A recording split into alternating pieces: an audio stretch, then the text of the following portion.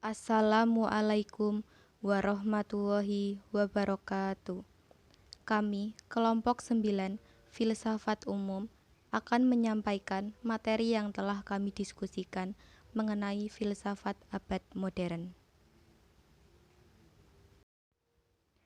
Anggota-anggota dari kelompok 9 terdiri dari yang pertama, Sania Ashifanida, NIM 2420008.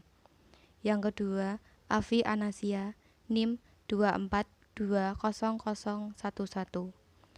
Ketiga, Anissa Aprilia Putri, NIM 2420039. Dan yang terakhir adalah Ani Rahmana Marwati, NIM 2420047. Pengertian: filsafat adalah ilmu pengetahuan yang menyelidiki segala sesuatu secara mendalam sampai ke akar-akarnya dalam mencari hakikat dari suatu fenomena untuk memperoleh kebenaran yang sesungguhnya. Sedangkan filsafat modern adalah pembagian dalam sejarah filsafat barat yang menjadi tanda berakhirnya era skolasticisme. Sejarah filsafat abad modern. Zaman pertengahan berakhir pada saat yang tidak jelas, karena batas-batas pemikirannya terlalu subtil. Awal mula dari suatu masa baru ditandai oleh usaha besar dari Descartes untuk memberikan kepada filsafat suatu bangunan yang baru. Masa modern dapat dilihat dari berbagai sisi adanya perubahan mental yang menunjukkan perbedaan bila disebanding dengan masa pertengahan. Paling tidak, perbedaan itu tampak dalam dua hal yang penting, yaitu pertama, berkurangnya cengkraman kekuasaan gereja, dan kedua, bertambah kuatnya otoritas ilmu pengetahuan. Filsafat berkembang bukan pada zaman Renaissance itu, melainkan kelak pada zaman sesudahnya, zaman modern. Founding father filsafat modern adalah Michel de Montaigne. Ia mewarisi skeptisisme pendahulunya dan meragukan indera maupun akal budi.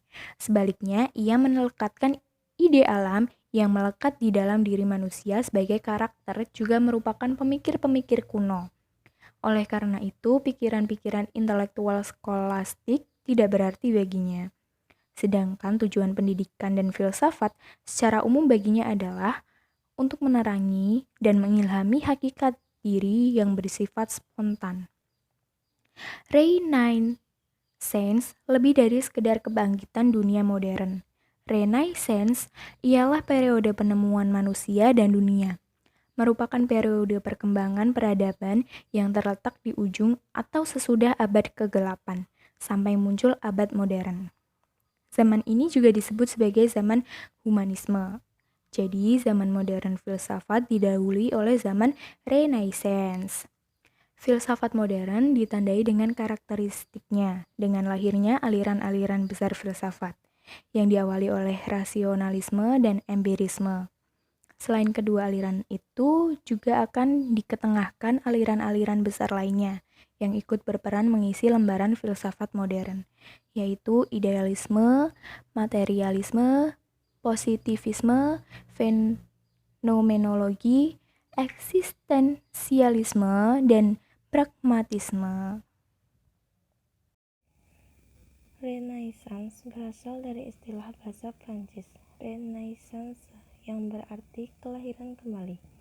Istilah ini biasanya digunakan oleh para ahli sejarah untuk menunjukkan berbagai periode kebangkitan intelektual yang terjadi di Eropa, khususnya di Italia sepanjang abad ke-15 dan 16. Istilah ini mula-mula digunakan oleh seorang ahli sejarah terkenal yang bernama Misewat. Kemudian dikembangkan oleh J. Bustard untuk konsep bicara yang menuju pada periode yang bersifat individualisme, kebangkitan kebudayaan antik, penemuan dunia dan manusia, sebagai periode yang dilawankan dengan periode abad pertengahan.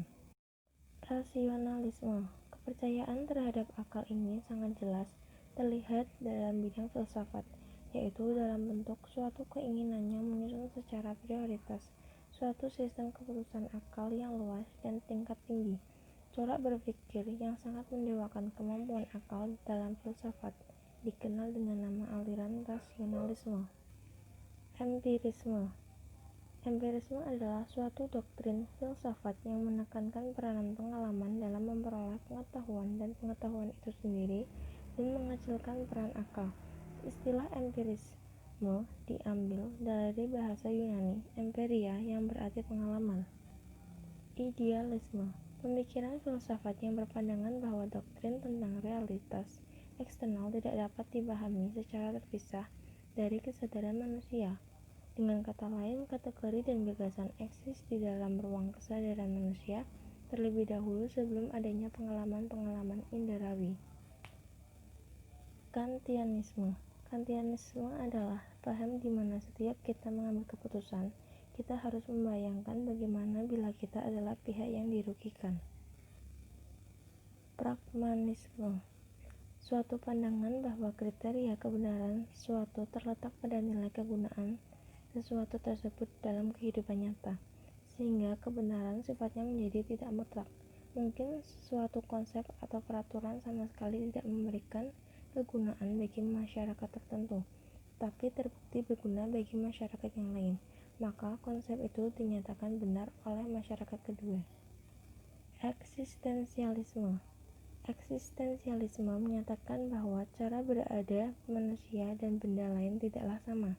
Manusia berada di dalam dunia dan ia mengalami keberadaan di dunia itu, menyadari dirinya berada di dunia dan menghadapi dengan mengerti yang dihadapinya itu.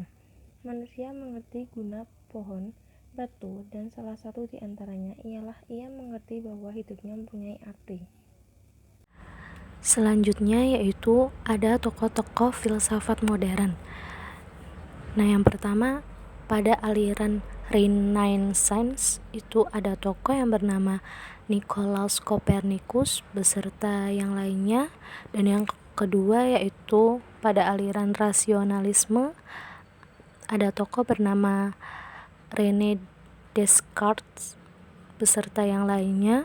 Kemudian yang ketiga pada aliran empirisme ada tokoh yang bernama Thomas Hobbes beserta yang lainnya, dan yang keempat itu pada aliran Kantianisme hanya ada satu tokoh yaitu Immanuel Kant.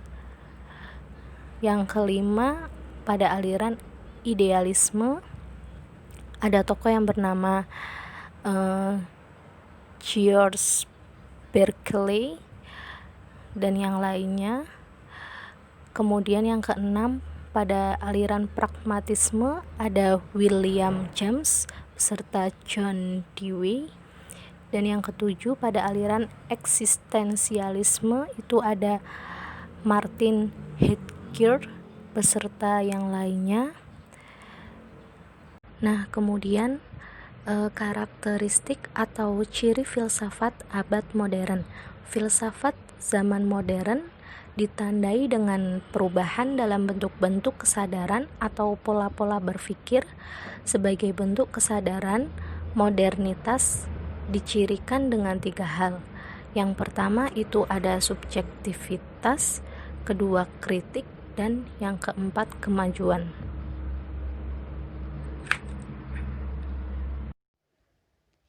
Demikian materi mengenai filsafat abad modern yang dapat kelompok kami sampaikan. Kurang lebihnya kami mohon maaf. Wassalamualaikum warahmatullahi wabarakatuh.